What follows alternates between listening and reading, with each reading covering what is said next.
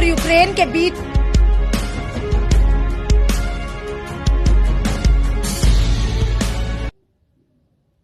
गिरावट सेंसेक्स के अंदर महसूस की गई। सिर्फ यही नहीं बल्कि अंतर्राष्ट्रीय मार्केट के अंदर खलबली मच गई और ग्राहक जो है लगातार सोने चांदी की दुकान के ऊपर पहुंचने लगे। और जैसे ही जो ग्राहक पहले पहुंचे हुए थे उनके अंदर भी हड़कंप मच गया कि भाई रेट जो है इतने ज्यादा कैसे हो गए। तो आपको बता दूं कि कल जैसे ही युद्ध की घोषणा की गई, जैसे ही रूस ने यूक्रेन के ऊपर अटैक बोला, हमला बोला, वैसे ही जो है सोने के रेट कितने हो गए जान करके आप हैरान रह जाएंगे, क्योंकि 54,500 जो है प्रति 10 ग्राम के रेट हो गए थे। और उसके अकॉर्डिंग जो है चांदी के अंदर भी उछाल आ गई थी। हालांकि अब जो है अगले दिन की अगर बात की जाए तो अगले दिन क्या कुछ अब सोने चांदी के रेट है और क्या एक आम आदमी को सोना चांदी इस युद्ध के दौरान खरीदना चाहिए, निवेश करना चाहिए और सेंसेक्स किस ओर बढ़ने वाला है, वो सभी जानकारी लेने के लिए इस वक्त मैं हिसार के मशहूर ज्वेलर जो है सुशील ज्वेलर्स के अंदर पहुंची हूं। इनसे सारी जानकारी लेंगे क्योंकि कई मामलों के अंदर ये विशेषज्ञ अपने आप को बताते हैं। तो सुशील जी, मुझे ये बताइए, अगर कल की बात की जाए तो कल जैसे ही रूस ने यूक्रेन के अंदर हमला बोला तो हिसार की जनता के अंदर जो है कितनी हड़बड़ाहट थी, कितना हड़कंप मचा था? सबसे पहले तो मैं जो सिटी बिग न्यूज के दर्शक हैं उनका अभिनंदन करना चाहूँगा। और रही बात सोने की, तो जो माहौल एकदम क्रिएट हुआ है, रूस ने एकदम यूक्रेन के ऊपर जो अटैक किया उसकी वजह से कल सोने में भारी उछाल आया था, जिसकी वजह से जो सोने के, अगर मैं शुद्ध सोने की बात करूं 24 कैरेट की, तो 54,500 को भी पार कर गया था। लेकिन कल रात होते होते जैसे ही कुछ बातें संधि की होने लगी हैं कि बैठकें होंगी, बैठकों का नतीजा ठीक आ सकता है, युद्ध की आशंकाएं कुछ कम हो सकती हैं, तो सोने में थोड़ी नरमी कहूँगा, गिरावट तो नहीं कह सकते, कुछ नरमी आई है, जिसकी वजह से सोना आप देख भी सकते हैं 52,600 के स्तर पे वापस आ गया। और जो पिछला स्तर था कुछ दिन पहले तक, क्योंकि ये जो तनाव है वो काफी समय से चल रहा था और तनाव के चलते जो सोना धीरे धीरे बढ़ोतरी की ओर जा रहा था। अगर बात अब तनाव की बात करें कि उसी प्रकार से तनाव चल तो रहा है, तो सोने के जो भाव पहले थे, जो 22 कैरेट के अगर जेवर की बात करें तो 47 और 48,000 के बीच में चल रहा था भाव। अब ये भाव 48 और 49,000 के बीच में ही सफर कर रहा है, कभी 49 तक चला जाता है, कभी 48 आ जाता है। यानी कि अगर बात की जाए कल से पहले, तो कल से पहले प्रति 10 ग्राम का रेट सोने का क्या चल रहा था? प्रति 10 ग्राम जो सोने का रेट था वो 51,000 से 52,000 के बीच में चल रहा था, जो 24 कैरेट की बात है। और अगर बात जेवराती करें 22 कैरेट की, जो हॉलमार्क का जो ज्वेलरी मार्केट में बिकती है, उसका रेट 47 से 48,000 के बीच में चल रहा था। ठीक है, अगर बात की जाए सोने के अलावा चांदी की, तो चांदी के अंदर भी काफी उछाल आया था, शायद कितना उछाल था कल? चांदी के अंदर अगर मैं बात करूं तो इस महीने में एक अचंभा हुआ है कि चांदी पहले 60,000 रुपए किलो से नीचे चली गई थी, लेकिन एक महीने के अंदर अंदर 60,000 से 70,000 तक का सफर इसने तय किया है। यानी सोने के मुकाबले इसमें उछाल और भी ज्यादा था। कल 70,000 को पार कर चुकी थी, जो आज थोड़ा सा नीचे आते हुए 68,500 रुपए प्रति किलो पे चल रही है। अगर बात की जाए अब रूस और यूक्रेन की स्थिति की, तो कहीं ना कहीं बैठक का दौर जारी है। और लेकिन अगर बात की जाए युद्ध की, तो युद्ध जो है अगर छिड़ा है तो लग नहीं रहा कि समाप्त होगा। तो आपकी क्या राय है कि क्या लोगों को सोने चांदी के अंदर अभी 2-4 दिनों के अंदर निवेश करना चाहिए? ऐसा है, सोने में निवेश की तो अगर मैं बात करूं, जिसने भी लॉन्ग टर्म लेके सोने और चांदी में निवेश किया आज तक वो कभी मार में आया ही नहीं। ठीक है ना, चाहे कभी भी आप खरीद लो, सोना हमेशा सस्ता है। रही बात युद्ध की, अगर युद्ध छिड़ता है और जिस ढंग से चल रहा है कि भाई रूस मानने वाला नहीं है, यूक्रेन भी पीछे हटने को तैयार नहीं है, तो युद्ध के आसार बढ़ते जाएंगे। और अगर अब की बार युद्ध फिर दोबारा ऊपर चढ़ता है, ज्यादा अगर होता है, तो सोने के भाव पिछले स्तर को तोड़ के, जैसे पिछले साल अगर मैं बात करूं कोरोना के समय में जो सोने का भाव है वो 56,000 से ऊपर चला गया था, लेकिन उसके बाद में ये नीचे के स्तर पर आते हुए 48-49,000 तक आ गया था। अब की बार ये स्तर, पिछला जो स्तर है वो टूटने के पूरे आसार हैं। अगर युद्ध हुआ तो सोने के भाव 56,000 को क्रॉस अवश्य करेंगे। ठीक है, अगर बात की जाए सोने के भावों की, तो 17 महीने का सबसे उच्चतम स्तर जो है सोने का माना जा रहा है। तो इससे पहले जो है कब से ज्यादा उछाल आया था? 17 महीने का जो उच्चतम स्तर बोला जा रहा है वो इसलिए है क्योंकि जो डॉलर के अंदर सोना है वो 17 महीने के उच्चतम स्तर पे है।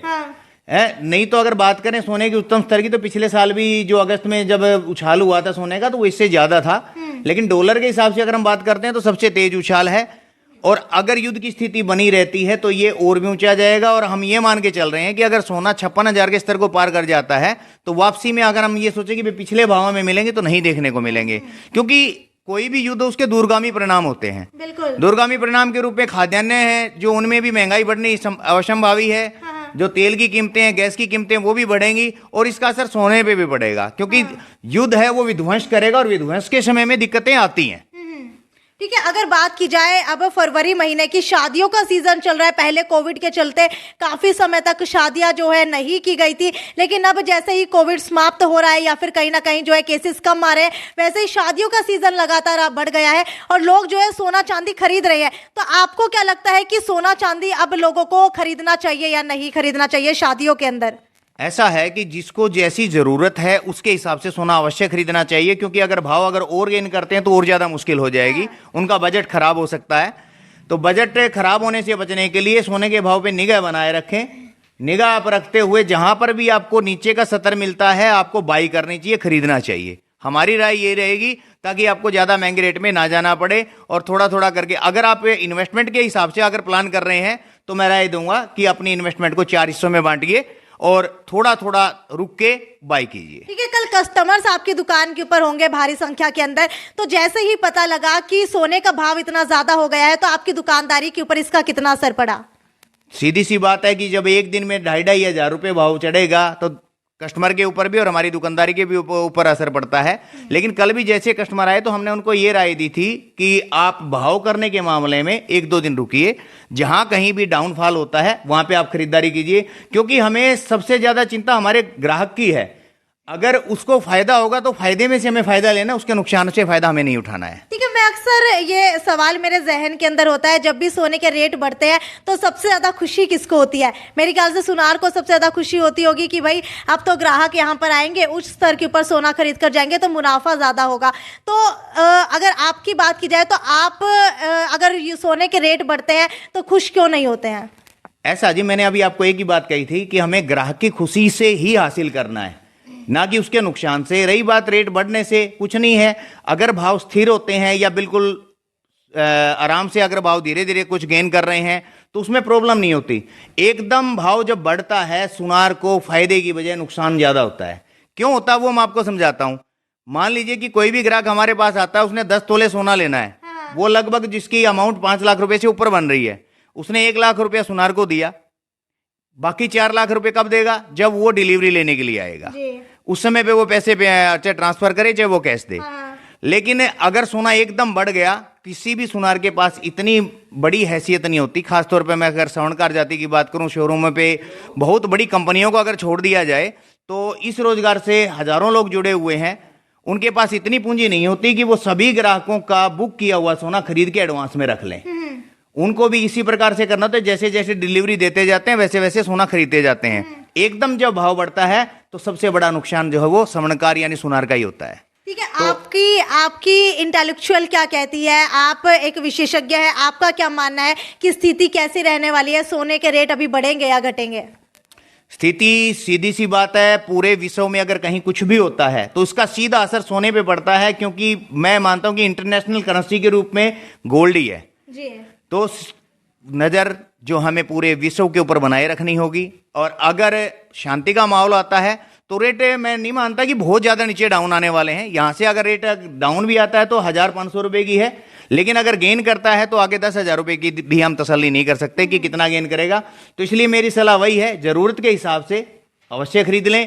इन्वेस्टमेंट के हिसाब से अगर आप जा रहे हैं तो उसको 4 हिस्से में करके लॉन्ग टर्म इन्वेस्टमेंट के हिसाब से आप इसमें आए। ठीक है, तो एक बार दिखा देती हूँ आपको रेट गोल्ड का। आप लोग देख सकते हैं आज की तारीख के अंदर 24 कैरेट गोल्ड का रेट जो है 52,610 ग्राम का है। वैसे ही अगर आप गोल्ड का रेट देखेंगे 22 कैरेट का तो 48,600 है। सिल्वर का आप लोग देख सकते हैं कि 68,000 है।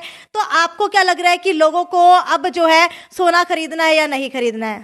आखिरी सवाल। नहीं, सोना खरीदना चाहिए। क्यों नहीं खरीदना चाहिए? मैंने कहा कि अगर इन्वेस्टमेंट पर्पज से भी आपकी लॉन्ग टर्म है तो आपको कभी नुकसान नहीं होगा, इसकी गारंटी हमारी है। भाई अगर आपको लगता है कि नुकसान होने की स्थिति है तो आप लोग सुशील ज्वेलर्स के ऊपर आ सकते हैं, क्योंकि ये गारंटी ले रहे हैं।